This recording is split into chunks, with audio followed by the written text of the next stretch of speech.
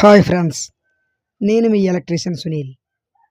ఇప్పుడు మనం series test lamp ఎలా చేయాలో తెలుసుకుందాం ఫ్రెండ్స్.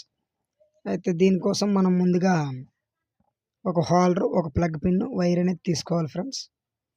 అయితే మీరు అనుకుంటారు చాలా ఎలక్ట్రికల్ షాపుల్లో చూసి టెస్ట్ ల్యాంప్ ఎలా చేయాలి అనుకుంటారు ఫ్రెండ్స్. ఏముండదు, చాలా ఈజీ ప్రాసెస్ అనమాట.